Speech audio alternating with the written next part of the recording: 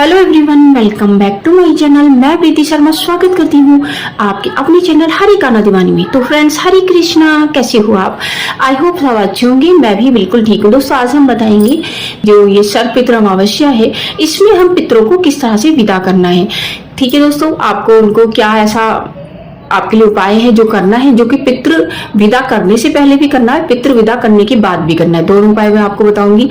अगर आपकी कुंडली में पितृ दोष है तभी भी आप ये उपाय जरूर करिएगा। दोस्तों, आपके किसी का श्राद्ध है या नहीं है, आपको दोनों ही इसमें स्थिति में इस आपको करना ही करना है, क्योंकि ये सर्व पितृ अमावस्या है। अगर आप नहीं करोगे तो आपको पितृ दोष लगेगा। ये सभी को करना है। साथ ही मैं आपको ये भी बताऊंगी कि पितरों का तर्पण किस तरह से करना है, पितरों को भोजन किस तरह से करना है, खिलाना है, और क्या क्या भोजन है जो आपको उनको जरूर ही बनाना है। दोस्तों, तो ये सारी चीजें हम टॉपिक पर क्लियर करेंगे। जो टॉपिक है आज हम कवर करेंगे। तो दोस्तों, चलिए शुरू करते हैं आज का वीडियो। दोस्तों, सर्वपितृ अमावस्या 2 अक्टूबर को मनाई जाएगी। इसी दिन क्या होता है, सभी पितरे जो होते हैं अपने पितृलोक को चले जाते हैं। पितृलोक से आते किस लिए हैं? वो इसलिए आते हैं दोस्तों क्योंकि पितृपक्ष में पितृलोक में अन्न और जल की कमी हो जाती है।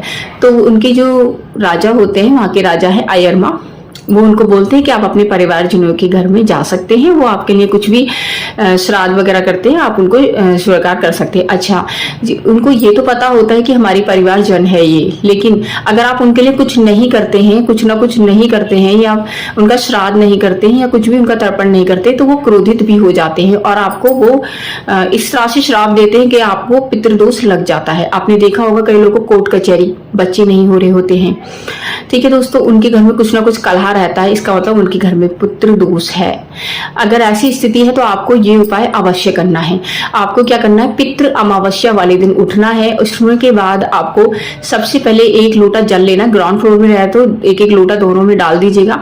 अगर आप फ्लोर में रह रहे हैं तो आप दोनों कॉर्नर में छींटे वगैरह भी लगा सकते हैं। ठीक है, ये सब करने के बाद आपको स्नान करना है। स्नान के जल में काले तिल डालने हैं और दोस्तों थोड़ा सा कच्चा दूध डालना है। ये सब करने के बाद आपको स्नान करना है।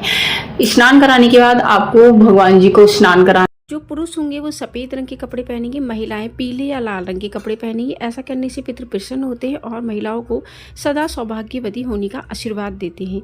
दोस्तों, इसके बाद आपको संकल्प लेना है। संकल्प लेना है काले तिल, ठीक है, और सफ़ेद पुष्प लेने हैं और गंगा जल लेना है। और आपको 3 बार बोलना है श्री विष्णु श्री विष्णु श्री विष्णु।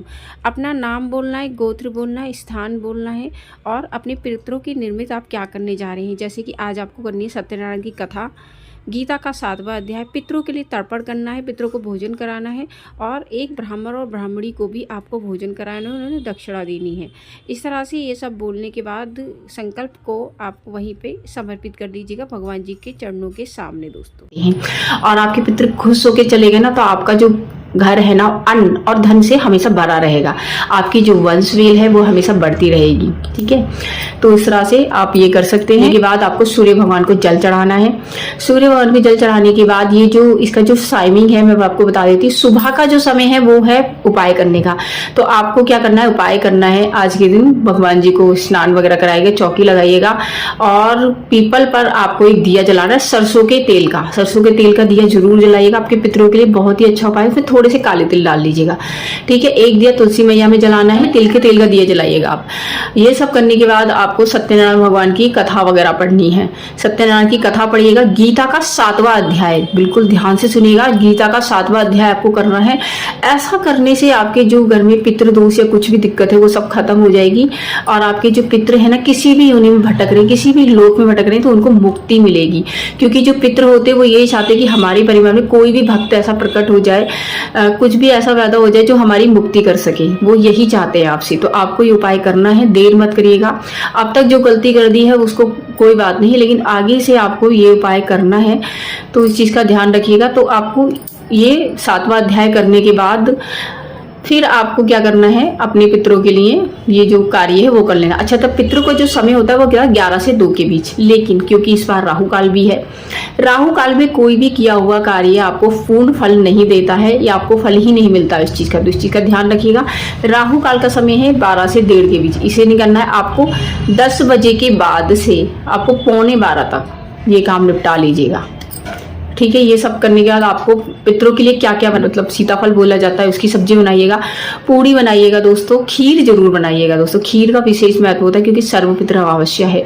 उसके बाद आपको लेने 16 तोरई के पत्ते, क्योंकि 16 श्राद्ध होते हैं। आपने पूरे श्राद्ध में कुछ नहीं किया पितरों के लिए, आपको पता ही नहीं है कि तो आपको 16 पत्ते ले लेने हैं, उनके ऊपर छोटी छोटी पूड़ी बना लीजिएगा। तो सारी छोटी छोटी पूड़ी बनाने के बाद उसके ऊपर खीर रख दीजिएगा, कद्दू की सब्जी रख दिएगा।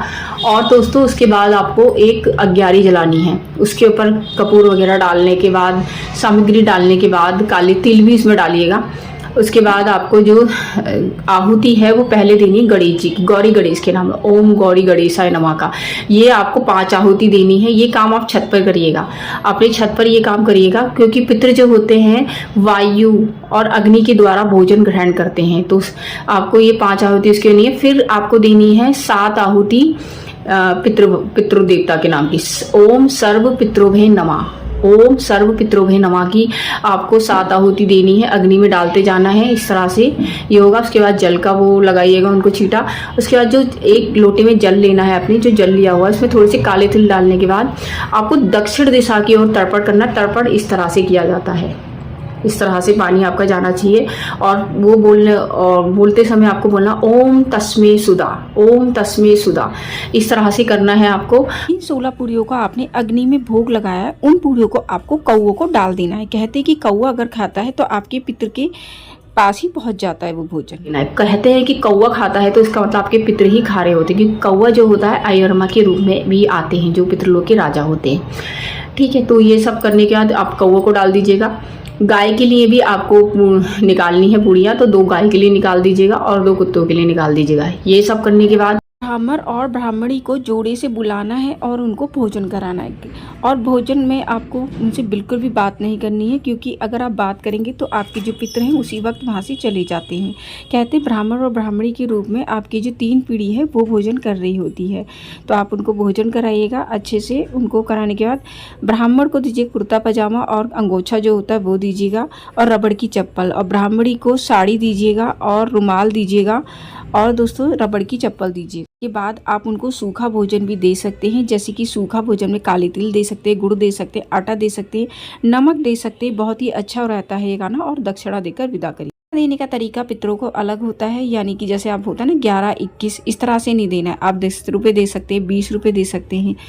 जैसे 51 रुपये होता है, 51 नहीं दे सकते, 50 दे सकते हैं। ठीक है, तो इस तरह से शुभ की संख्या में नहीं दिया जाता है दक्षिणा। आपको चटाई वगैरह दे सकते हैं आप, तो इस तरह से आप उनको विदा कर सकते हैं। कुशा का आसन वगैरह जिसमें बैठे वो भी उन्हीं को दे दीजिए। करने के बाद ही ब्राह्मण ब्राह्मणी को आप विदा करिएगा, आपके पितरों के पास पहुंचे। अब शाम के समय आपको क्या करना है, शाम को 2 दिए मुख्य द्वार पर जलाने हैं। एक दिया आपको पीपल को जलाना है, एक तुलसी मैया को जलाना है, आकाश मंडल में जलाना है एक दिया। ठीक है, ये सब करने के बाद आपको ये सब भगवान जी से प्रार्थना करनी है कि हमारे जो पितृ हैं जो भी जा रहे हैं उनको रास्ते में ये जो हैं दिए मदद करेंगे। जब वो जा रहे होते हैं तो बहुत ज़्यादा अंधेरा होता है, जब उनकी यात्राएं होती है तो उसमें क्या होता है ये दिया उनकी मदद करेगा। तो इसलिए आपको ये दिए अवश्य जलाने, इस तरह से ही पितरों को विदा करना है। तो दोस्तों ये थी जानकारी पितृ अमावस्या पर पितरों को किस तरह से विदा करना है। तो ग्रहण का मैं बता दिया है आपको। सूर्य ग्रहण भी है, लेकिन उसका सूतक पातक जो है भारत में मान्य नहीं होगा। लेकिन क्योंकि जो ग्रहण होता है वो सूर्य पूरी धरती का एक ही होता है, तो सूर्य देवता कष्ट में होते हैं, इसका असर हमारे ऊपर पड़ेगा। डाला हुआ है, आप हमारे चैनल में चेकआउट कर सकते हैं। आई होप कि आपको ये वीडियो बेहद पसंद आया होगा। यदि वीडियो पसंद आया हो तो वीडियो को लाइक शेयर करिएगा। चैनल पे नए ही तो चैनल को सब्सक्राइब करना बिल्कुल ना भूलें। दोस्तों मैं मिलती हूँ न्यू वीडियो में न्यू टॉपिक के साथ, तब तक के लिए सभी भक्तों को हरे कृष्णा।